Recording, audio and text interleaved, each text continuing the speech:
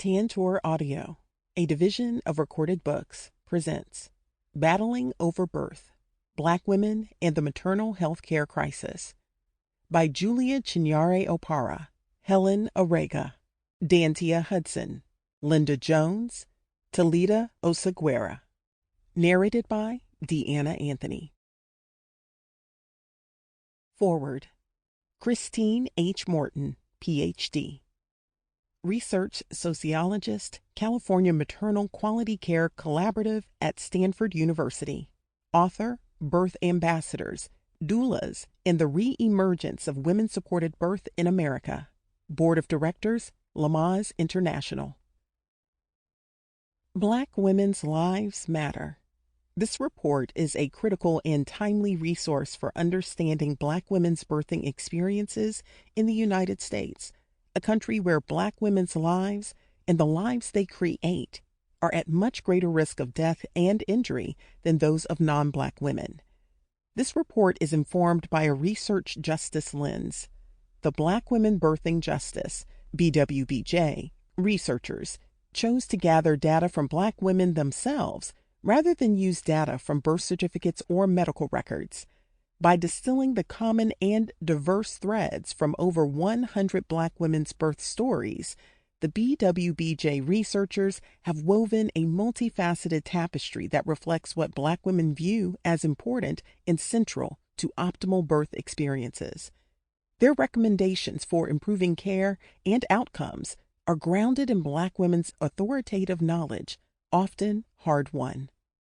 A focus on Black women's birth experience is a much-needed and unique contribution within the burgeoning literature on pregnancy and childbirth. It adds to the experiential research on birth that heretofore largely focused on middle-class white women.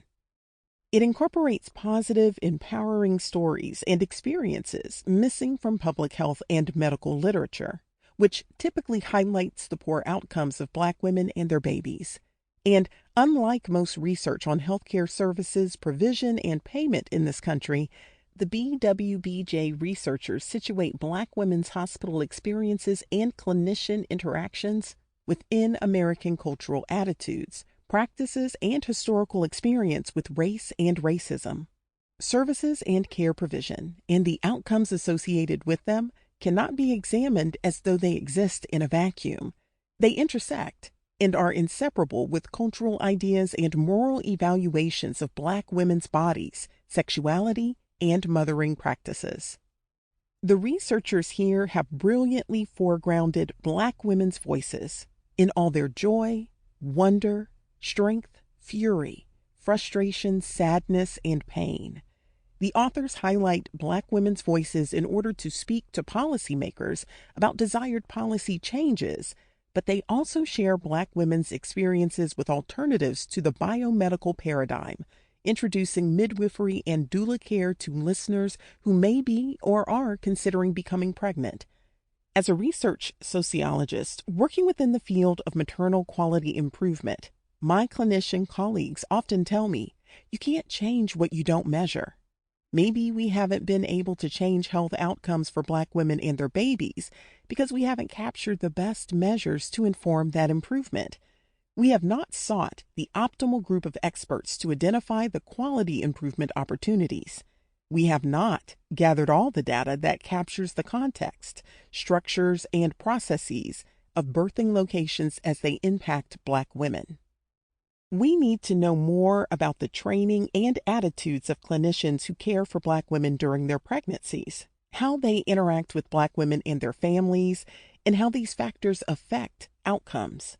Some of the data we need is about the clinics where Black women get prenatal care, the hospitals where they birth, and how they measure in terms of quality and outcomes. What are their rates of cesarean birth? Have they implemented maternal safety protocols? Have they committed to a vision and practice that places Black women at the center of their care? Do they train and expect all of their staff to provide respectful, evidence-based care to all women, but especially Black women? We need to identify maternity models that work best and scale them to serve every Black woman who would benefit. In a country where simply being Black is a risk factor in pregnancy outcomes, Maybe the way to improve outcomes is to truly listen to what Black women say they need, recognizing they are the experts in and of their own lives. Perhaps we have a better chance to improve health outcomes among Black women if healthcare systems, individuals, and policies honor Black women and treat them as though their lives and those of their families truly matter. What if we treated Black women as they wanted to be treated and helped them give their children the best possible future? I think this is what we mean by reproductive justice. I echo the National Academies of Medicine, which says healthcare in the United States should be safe, effective, patient-centered, timely, efficient, and equitable. This wonderful, important, necessary research by and for Black women points in the direction that Black women think we should go to ensure they have safe, healthy, and satisfying birth experiences and outcomes. We need to listen and act. Executive Summary. There is a crisis in Black women's maternal health care in California. Black women are 3 to 4 times as likely than white women to die of pregnancy-related causes. A Black baby born today is twice as likely as a white baby born the same day in the same California city to perish before she can take her first steps or experience her first birthday party. 1 in 7 Black babies are born too soon or too small. We have euphemisms that mask the real impact of the maternal health care crisis. We talk about maternal mortality and morbidity, or the MMR, because the truth is too hard to speak. We don't want to think about women dying, about babies born too little to survive their first few days. We prefer not to hear about women who emerge from giving birth feeling disempowered, violated, or traumatized.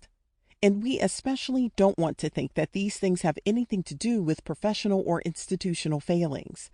We'd rather think of the doctors and hospitals as knights on white horses, riding in to save women and infants from enemies with mysterious names like preeclampsia or venous thromboembolism. But if lives are to be saved, we must listen to and face hard truths.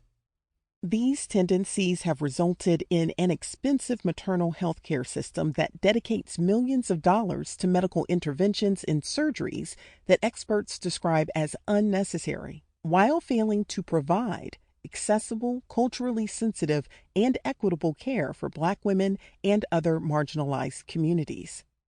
Despite the dire statistics, birth is not a medical emergency. Every life matters, and every death is a cause for concern and action. Yet a focus on racial disparities in maternal and infant mortality can create a skewed impression of pregnancy as dangerous, leading to the belief that the desire for normal physiologic or natural birth is irresponsible or a luxury that Black women in particular cannot afford. This belief overlooks the long history of traditional birthing practices in Black communities, from the granny midwives who attended thousands of home births in the rural South to the contemporary Black alternative birth movement. The idea that birth is an emergency requiring medical supervision and intervention has resulted in an expensive maternal health care system that dedicates millions of dollars to procedures and surgeries that experts describe as unnecessary, while failing to provide accessible, culturally sensitive, and equitable care for Black women and other marginalized communities. Battling Over Birth is the report of a participatory action research project conducted by Black Women Birthing Justice. Between 2011 and 2015, the co-researchers recorded narratives and collected questionnaires from 100 Black women who had given birth in California and who had a child aged 5 or younger. The stories also included Black women who had lost 1 or more pregnancies during the same time period. Finally, we consulted medical practitioners, birth workers, advocates, and experts. The co-researchers pursued a research justice approach, which centers the perspectives of those most directly affected by a social problem and involves community members in identifying solutions. This approach allowed us unprecedented access to Black communities and enabled us to gather intimate, detailed, and deeply honest testimonies from our participants, some of whom subsequently joined us as co-researchers. The Black women we encountered have given birth in a range of settings, from home to hospital in 11 California cities and towns. They ranged in age from 17 to 46 years old. They were diverse in terms of socioeconomic status, education, and sexual orientation, and held a variety of attitudes toward the visions of giving birth. We are grateful for their courage and generosity in sharing these very personal stories with us. The findings of our research are presented in 5 chapters, covering prenatal care, relationships with medical professionals, birth locations, labor and delivery, and the first 6 weeks. Using an international human rights framework, each chapter provides evidence of human rights violations and inadequate care experienced by Black women, as well as positive practices that were celebrated by our participants. Each chapter also ends with recommendations. Separate recommendations are directed to medical professionals and hospital administrators, community birth workers and advocates, policymakers, partners, families, and friends, faith-based and community organizations, and pregnant Black individuals. Key findings. 1. Birth as a battle. This study reveals that the relationships between pregnant Black individuals and their healthcare providers are often a source of stress, anger, and distress during a vulnerable time. Rather than viewing physicians, nurses, and other medical staff as a trusted team working on their behalf for a common goal, participants reported numerous incidents of stress and conflict. Participants identified 4 sets of practices and attitudes that led to conflict between medical staff and Black pregnant women. 1. Refusal to listen to women's wisdom about their bodies. 2. Not respecting women's boundaries or bodily autonomy. 3. Stereotyping based on race, class, age, sexual orientation, and marital status. And 4. Suppressing advocacy and self-advocacy. Our research also identified key attributes of relationships identified by Black women as positive and empowering. In particular, women in the study who worked with a midwife were more likely to state that the care they received was based on trust and listening and felt supportive and empowering. 2. The culture of fear and coercion. This study uncovers a culture of fear, fueled by media images of childbirth, racial disparities, and maternal deaths. 55% of our participants were anxious and afraid about the process of birth, labor pain, and the possibility of death and disablement for them or their baby.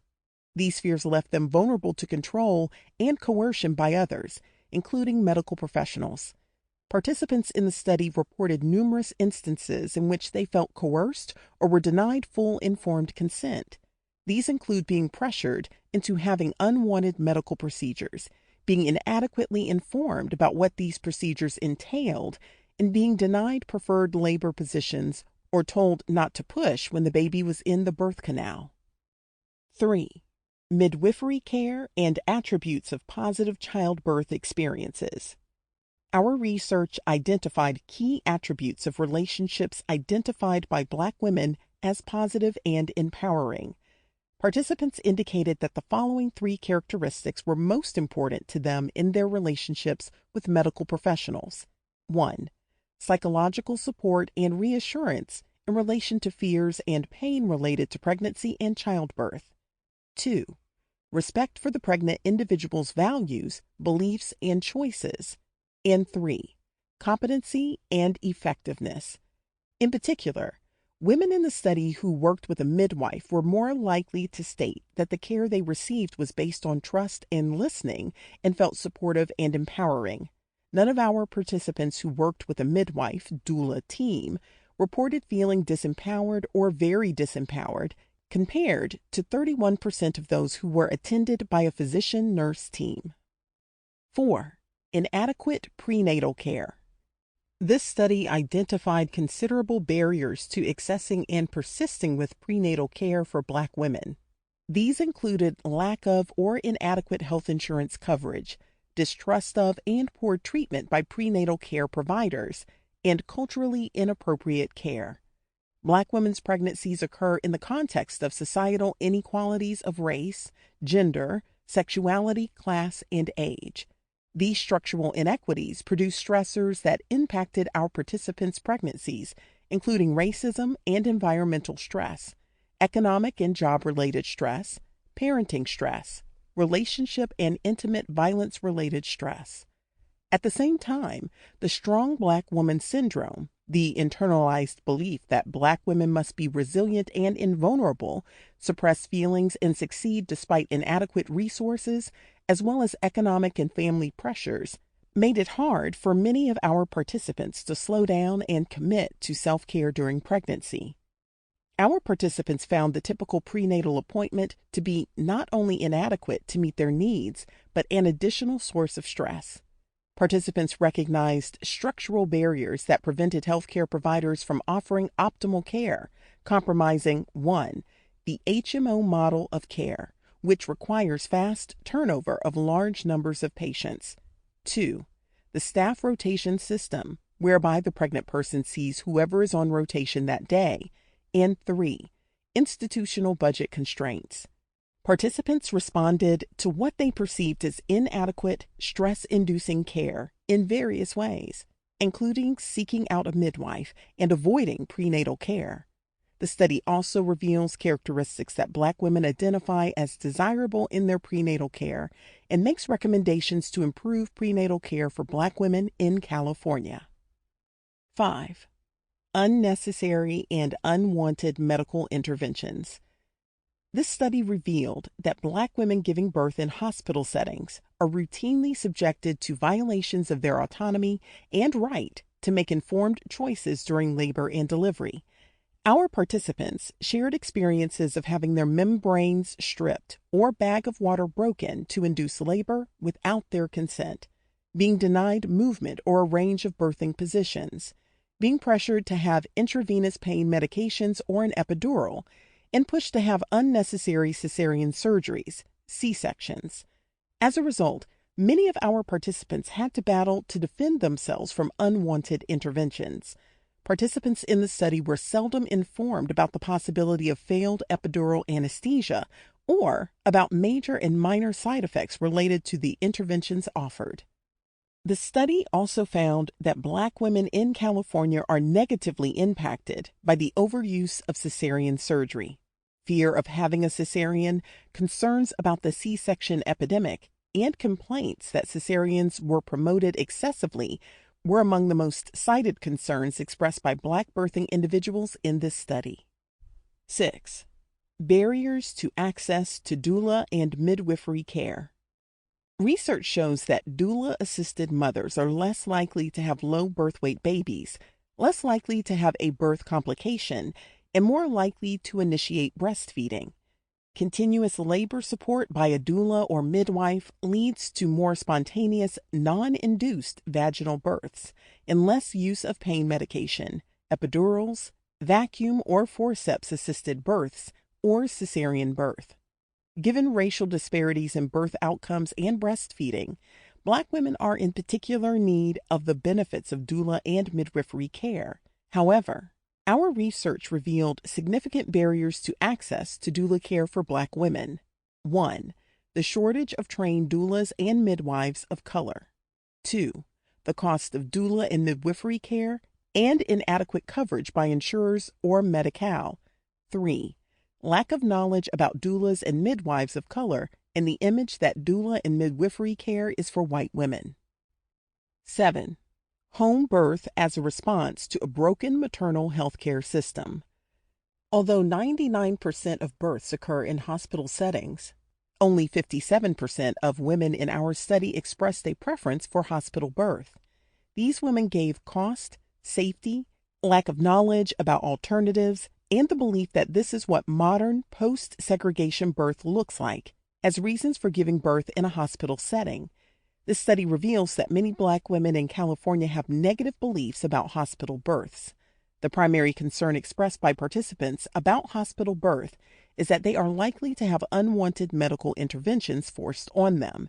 This belief is informed by personal experience, birth stories told by friends and family members, and books, films, and other media. Our research uncovered a significant and overlooked network of Black community midwives, home birth mothers, and doulas who are working to create alternatives to hospital birth in California. Over 1/4 of our participants expressed a preference for a home birth, in many cases in response to negative experiences of fears about hospitalized birth. Our research demonstrates that giving birth at home is an option that is desirable to many Black women in California, some of whom are unable to pursue it due to cost and lack of access to home birth midwives. 8. Inadequate postpartum support.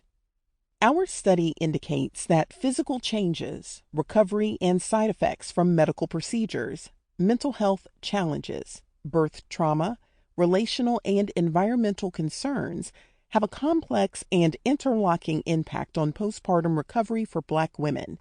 Our participants were largely underprepared for the challenges of postpartum recovery.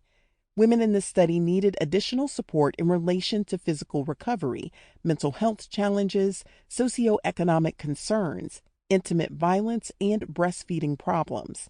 Their postpartum recovery was also complicated or hindered by expectations related to the strong Black woman syndrome, which led to self-judgment over perceived weakness and prevented help-seeking behavior. 9. Pressures undermining breastfeeding. Breast milk is often known as liquid gold because of its unique benefits for mother and child. Research shows that breastfed babies are less likely than formula-fed babies to experience hospitalization and outpatient visits and have a lower risk of infant mortality. They also tolerate stress, benefit from improved maternal-infant bonding, and have lower cortisol levels than formula-fed babies. Despite these significant benefits, Black women nationwide are less likely to nurse their infants and to persist with breastfeeding.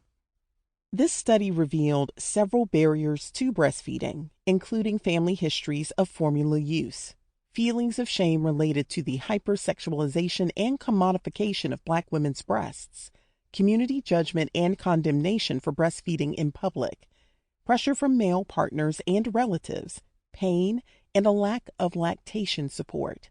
Our research also identifies reasons that Black women chose to breastfeed despite opposition or lack of support and makes recommendations for improving breastfeeding rates among Black women in California. Recommendations. A short version of the recommendations follows. For more detailed recommendations, please refer to Chapter 9. 1. Recommendations for physicians, nurses, and hospital administrators. A. Offer holistic prenatal care based on principles of cultural humility and empowerment. B. Improve relationships between staff and pregnant individuals and adopt mechanisms to enhance accountability to pregnant individuals. C. Support autonomy and informed decision-making regarding location of birth. D. Improve birth experiences by reducing rates of interventions, in particular cesareans, providing accessible midwifery and doula care, and prioritizing the pregnant person's emotional and psychological needs. E. Improve postpartum care by expanding access, hiring more trained Black staff, and targeting culturally sensitive messages to Black women about breastfeeding. 2. Recommendations for health educators and medical schools. A. Recruit and train more healthcare professionals of color, including Black women. B. Improve curricula for OBGYNs, nurses, midwives, and doulas. 3. Recommendations for birth workers, organizations, and activists. A. Improve access to midwifery, doula care, birth centers, and other services. B. Explore strategies to increase the number of doulas, midwives, and lactation consultants of color, and the cultural humility of all birth workers. 4. Recommendations for policymakers. A. Address barriers to access to and persistence with prenatal care for Black pregnant individuals. B. Expand options for Black pregnant individuals to include midwife-assisted birth center and home birth as viable alternatives. C. Establish mechanisms to improve accountability, patient satisfaction, and best practices in relation to labor and delivery. 5. Recommendations for partners, families, friends, co-workers, and neighbors. A. Set up a circle of support around the pregnant person in your life and do your part to reduce stress and isolation. B. Respect the pregnant person's autonomy and informed decision-making. C. Get involved in the birth justice movement. 6. Recommendations for faith-based institutions and community organizations. A. Commit your organization to becoming an ally in the struggle for birth justice. B. Become a source of information and support for pregnant individuals and new parents in your community or congregation. 7. Recommendations for Black women and pregnant individuals. A. Empower yourself with knowledge and support. B. Explore your options.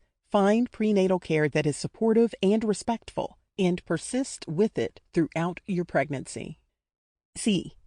Explore a range of strategies to pay for a birth experience that honors your values and desires. D. Carefully consider the pros and cons of home, birth center, and hospital birth. Make an informed decision and work with healthcare providers who support your decision. E. Educate yourself about the benefits of normal physiologic, natural birth for you and your baby. F. Prepare to be an informed and empowered advocate during your birth process. G. Learn about the role of labor pain in birth, pain with a purpose, and explore the full range of options for dealing with it, including doula-provided comfort measures. H. Educate yourself about the benefits of and myths about breastfeeding. I. Plan your first 6 weeks with your newborn carefully and ensure that you have adequate care and support. J. Share your story and get involved. Join the #LiberateBlackBirth and #BlackMamasMatter campaigns. Overview and methods. 2.1 History and Methodology. In 2010, 2 Black mothers from the San Francisco Bay Area came together to share difficult experiences with the maternal health care system. The mothers reached out to other Black women who had concerns about maternal health care in order to explore avenues for social change and subsequently formed Black Women Birthing Justice, BWBJ, a grassroots organization based in Oakland, California. BWBJ's membership rapidly expanded to include doulas, community organizers, cultural workers, and birth activists. BWBJ's mission is as follows. Black Women Birthing Justice is a collective of African American, African, Caribbean, and multiracial women who are committed to transforming birthing experiences for Black women and trans folks. Our vision is that every pregnant person should have an empowering birthing experience, free of unnecessary medical interventions and forced separation from their child. Our goals are to educate, to document birth stories, and to raise awareness about birthing alternatives.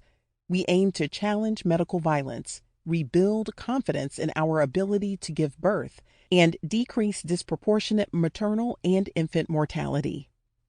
In 2011, BWBJ embarked on an unprecedented community-driven action research project to document Black women's experiences of pregnancy and childbirth in California. The research methodology for the study was based on the concept of research justice. Coined by Oakland-based community research organization Data Center, research justice is a strategic framework that seeks to transform structural inequities in research. It is achieved when marginalized communities are recognized as experts and reclaim, own, and wield all forms of knowledge and information. The book chapter, By Us, Not For Us, by BWBJ Collective members, provides a detailed description of how the research. Sample complete. Ready to continue?